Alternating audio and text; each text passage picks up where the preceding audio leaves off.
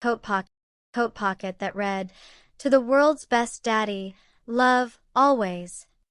We have 2 kids. Neither of them wrote it. My name is Emily Foster. I'm 38, married to Daniel for 15 years, mother to Lily, 12, and Ben, 9. Before that Tuesday evening, sorting laundry the way I had 10,000 times before, I thought I knew exactly what my marriage was. The handwriting was rounded, careful, a child's, but not Lily's looping cursive, not Ben's blocky scrawl. I stood there in the laundry room holding it for a long time before I brought it to Daniel that night. Where did this come from? He barely glanced up from his phone. No idea. Probably from Marcus's kid, that office thing last month. I get handed 100 cards a year, Em. Something in his voice was too smooth, too fast. 15 years of marriage teaches you the difference between a real answer and a rehearsed one, and this one had the wrong texture entirely. You don't even want to look at it? It's a card, Emily. I'm not going to interrogate a 5-year-old's handwriting. He went back to his phone, and the conversation was over before I'd even finished having it. That night, after he got in the shower, I did something I'd never done in 15 years of marriage. I picked up his phone. Buried in a folder labeled Utilities was a banking app one didn't recognize. I opened it with shaking hands, and before the screen locked itself again, I caught one line, a recurring monthly transfer of $2,400 going out every month to an account I had never seen in my life. I heard the shower shut off down the hall. I put the phone back exactly where I found it, my heart slamming so hard I was sure he'd hear it through the door. I didn't sleep. I lay next to Daniel replaying his voice, too smooth, too fast, and by morning I decided not to confront him again, not until I actually knew something. Over the next week, I found pieces. A credit card statement addressed to a P.O. box I'd never known we had, forwarded there by mistake. A receipt in an old jacket pocket for a children's swim class, 2 kids enrolled, names I didn't recognize, dated the previous month. I finally broke and asked him outright over dinner. Daniel, who are Mia and Josh? His fork stopped halfway to his mouth. For exactly 1 second, something flickered behind his eyes, and then it was gone, replaced by practiced concern. Where is this coming from? His voice dropped, gentle, worried, the voice he used when he thought I was spiraling. This is exactly the kind of thing your therapist warned you about. The anxiety spirals. Do you need to call Dr. Reyna? Heat rose in my face, humiliation twisting sharp underneath the fear. He wasn't just lying. He was using my own vulnerability as a weapon to make me doubt the one instinct that was finally telling me the truth. I'm not spiraling, I said quietly. I'm asking a question. He reached for my hand across the table, all warmth now. I love you. There's nothing going on. Please don't do this to yourself. I let it go. I even apologized. But that night, alone in the bathroom, I pulled up the one screenshot I'd managed to save before his phone locked, and zoomed in on the account holder's name. N. Reyes Sinclair. Reyes. My maiden name. I sat down hard on the edge of the tub, the phone shaking in my hand. Reyes wasn't a common name in our family, not since my mother stopped using it after remarrying. There was only one other person alive who might still be tied to it. My younger sister, Natalie. Natalie, who vanished from our family 8 years ago after a fight so ugly no one ever fully explained it to me, not even now. Natalie, who I hadn't heard from since. No calls, no letters, nothing but silence so complete I'd eventually stopped expecting it to end. My hands shook as I called my mother. Mom, is it possible Natalie's still using Reyes? Have you heard from her? There was a pause just a beat too long. Emily, honey, why are you asking me this right now? Just answer me. Some things, my mother said carefully, are better left buried. I hung up more unsettled than before I'd called. My own mother, hiding something, using the exact tone people use when they're protecting a secret instead of a person. I needed proof, not evasions. The next morning, a coworker gave me the name of a private investigator, Frank Delgado, discreet, experienced, used to exactly this kind of quiet devastation. I hired him that same day, hands trembling as I signed the paperwork. Give me a week, he said. It took him 3 days. His first field report arrived by email on a Thursday afternoon while I was sitting in the school pickup line. I opened it with Ben's backpack still on my lap. Photos. Daniel, sunglasses on, walking up to a modest house 40 minutes outside town. The front door opening. A woman stepping out to greet him, older than I remembered, tired around the eyes, but unmistakable. Natalie. And behind her, 2 small children running out the door to wrap themselves around Daniel's legs, laughing, calling him by a name I never expected to hear attached to my husband. Daddy. I sat in the school pickup line for 20 minutes after that email arrived, engine running, Ben's backpack still in my lap, staring at a photo of my husband being called Daddy by 2 children who weren't mine. Frank's full report came 2 days later. Daniel had been renting that house for 6 years.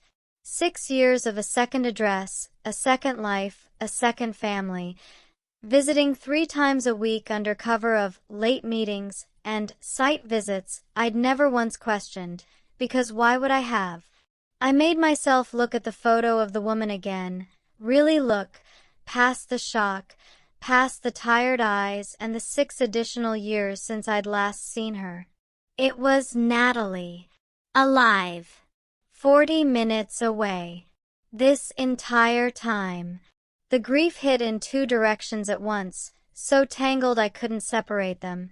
The devastating betrayal of my husband, and underneath it, something almost unbearably raw. My sister was alive and close, and I hadn't known. I called my mother again that night. No patience left for evasion. I know Natalie's alive. I know where she is. I need you to stop protecting whatever the secret is and tell me the truth. My mother's voice broke on the other end. I've spoken to her. Twice in the last 5 years. Brief calls. She wouldn't say much.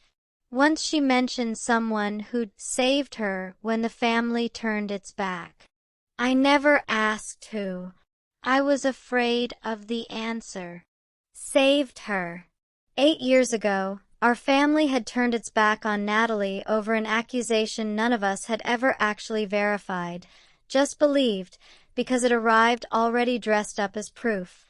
Mom, I said slowly, what exactly happened that night? The real story. Not what everyone assumed. My mother was quiet for a long moment. There was an email, she finally said. It came to all of us at once. Financial records, or what looked like them. We never questioned where it came from. An email, I repeated. From who? It was anonymous, my mother said. It showed up the morning after the dinner where everything fell apart. Bank statements, or what looked like them, supposedly proving Natalie had been quietly draining money from your father's estate account for months. She denied it. We didn't believe her. She left that night and never really came back. Did anyone ever actually verify those statements were real? Silence. No, my mother admitted quietly. We just believed it.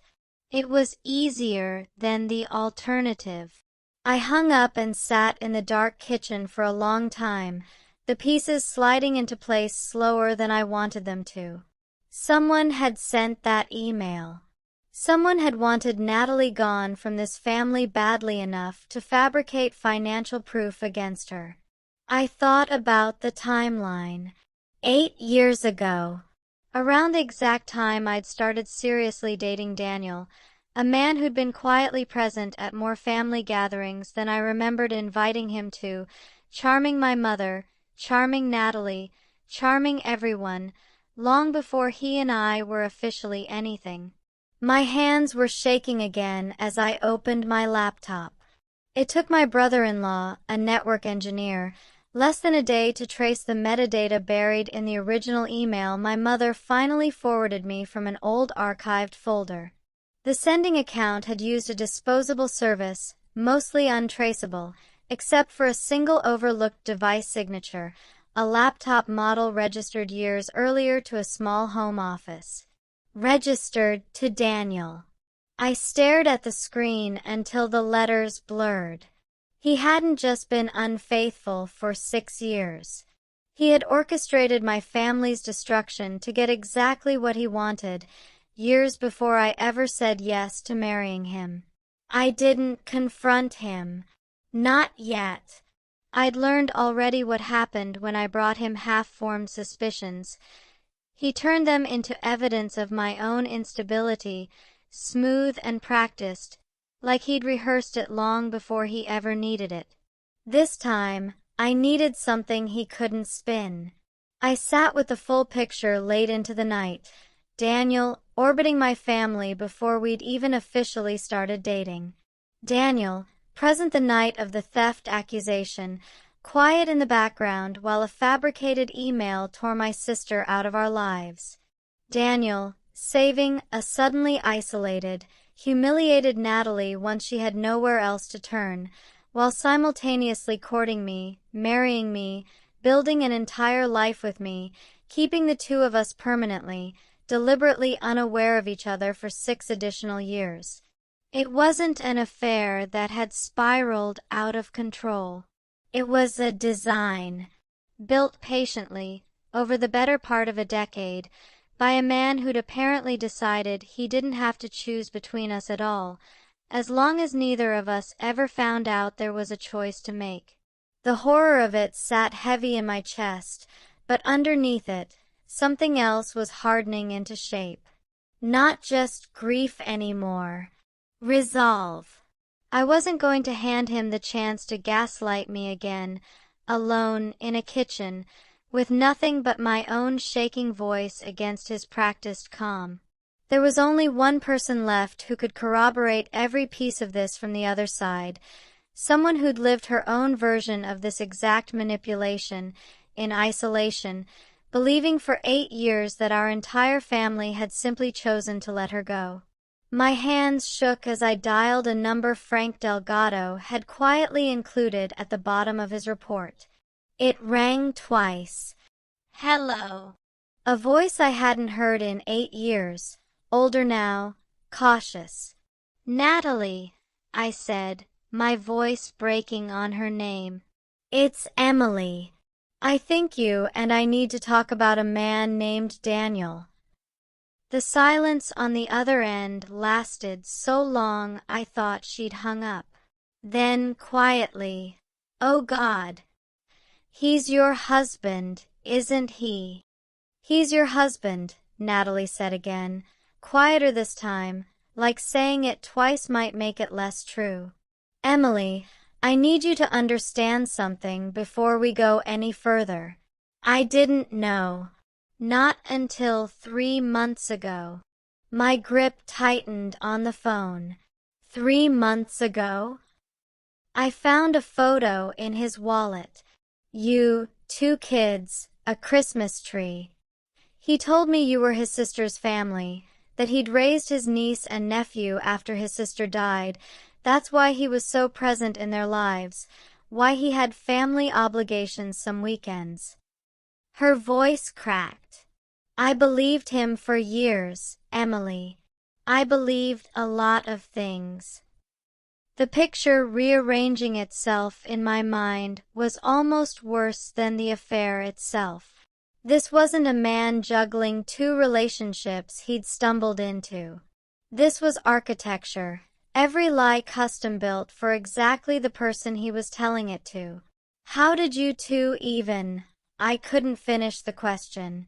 He found me 2 months after I left the family. I was staying in a motel, no job, no money, convinced my entire family believed I was a thief.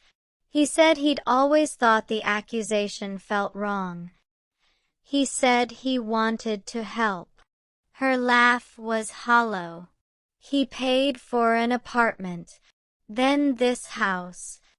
He told me contacting any of you would only make things worse, that you'd all made your choice already, and reopening it would just hurt me again. He isolated you, I said slowly, understanding arriving in pieces. The same way he spent 15 years making sure I never had a reason to ask the right questions. I have 2 kids with him, Emily. Her voice broke completely now. I don't know how to process what you're telling me and still. You don't have to process it alone anymore, I said. Not this time. For the first time in 8 years, my sister and I stayed on the phone for 2 hours, piecing together a decade of a man's careful architecture, sentence by sentence, until something that had once felt like an ending started, impossibly, to feel like the beginning of something else. Natalie and I met in person 4 days later, at a diner exactly halfway between our 2 lives, the same kind of neutral, careful meeting ground Renata had once needed with a stranger's evidence bag. This time it was just us, 2 sisters, 8 years and 1 shared husband apart. Seeing her face to face broke something open in me that the phone call hadn't. She looked older, tireder, carrying the same particular exhaustion I recognized in my own mirror lately. We spent 3 hours laying it all out. My banking screenshots, Frank's investigation photos, the traced email metadata, her own memories of Daniel's careful, patient manipulation. Piece by piece, the full decade came into focus. He'd started orbiting our family before Natalie and I even knew each other's suspicions existed, fabricated the theft accusation to remove her cleanly, then spent years building 2 entirely separate lives, each one convinced the other simply didn't exist. We can't just confront him, Natalie said, echoing exactly what I'd already been afraid to say out loud. Not until we're protected. He's spent a decade controlling both of our realities. If we walk in unprepared, he'll find some way to spin this too. She was right. I thought of every gaslit conversation, every "your anxiety is spiraling," every practiced flicker of concern that had once made me apologize for asking a fair question. We hired a joint attorney the next morning, Marissa Okonkwo, sharp, unshaken by the sheer scale of what we described. First, she said, we secure both of your financial protections independently, quietly, before he has any idea this is happening. Then we build a formal case, fraud regarding the fabricated email, potential bigamy exposure depending on how his paperwork was filed, and full financial disclosure across both households.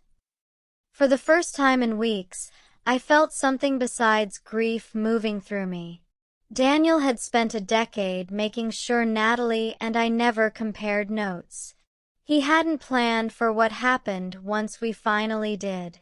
We planned it for a Sunday, the one day Daniel was reliably at our house all afternoon, no site visits, no excuses. Natalie waited 2 streets away in her car, exactly as we'd rehearsed, ready the moment I texted.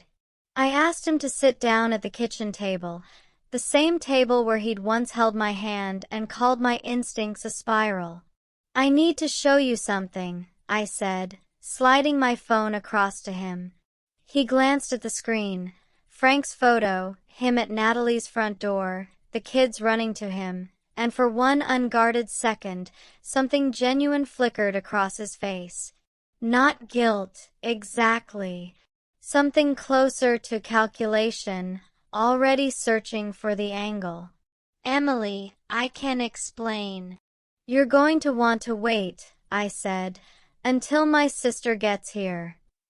His face went utterly still.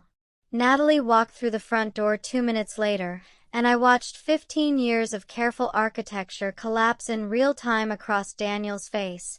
The practiced calm, the rehearsed concern, all of it dissolving into something raw and cornered. Natalie. Don't, she said, voice steadier than I'd heard it since our reunion. We already know about the email. We already know it was you. Every version of your reason for being in either of our lives. I need you to understand we've already compared them, and none of them match. For the first time in this entire nightmare, Daniel had nothing rehearsed to offer. He looked between us, and something ugly finally surfaced beneath the charm. Genuine anger at being caught, not remorse at what he'd built. You have no idea what you're about to destroy, he said quietly. No, I said, sliding Marissa's card across the table beside my phone. You do. You've had 10 years to think about it. Everything moved faster once it was two of us instead of one. Marissa filed simultaneous protective financial actions on both households within days, freezing the accounts Daniel had spent a decade quietly managing between us. The fabricated email trace, combined with financial records showing years of concealed dual household spending, gave both cases teeth no amount of practiced charm could talk his way around. The fraud allegations around Natalie's original theft accusation opened a separate legal question neither of us had anticipated. Potential charges for the fabricated financial documents that had originally driven her from the family, evidence that, once formally investigated, implicated Daniel directly. My mother called Natalie the week the full picture became public within our family. I sat beside my sister, hand on her shoulder, while she took a call she'd been waiting 8 years to receive. I am so sorry, I heard my mother say, voice breaking through the phone. We believed a lie instead of believing you. I will spend whatever time I have left making that right. Daniel's professional standing collapsed alongside everything else. A decade of falsified expense reports covering both households eventually surfaced during discovery, drawing his employer's own internal investigation. The man who'd once dismissed my instincts as anxious spiraling now found himself explaining a decade of calculated deception to lawyers, a judge, and eventually, quietly, to 2 children on each side who deserved better answers than he'd ever planned to give them. Natalie and I split custody logistics carefully, protectively, making sure our children's worlds overlapped only as gently and honestly as possible, at their own pace, with a therapist helping both households navigate what family even meant now. It wasn't clean. It wasn't fast.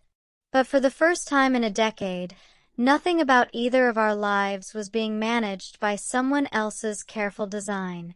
A year later, Natalie and I have dinner together most Sundays, an ordinary, unremarkable ritual that still occasionally catches in my throat, remembering the 8 years we spent without it.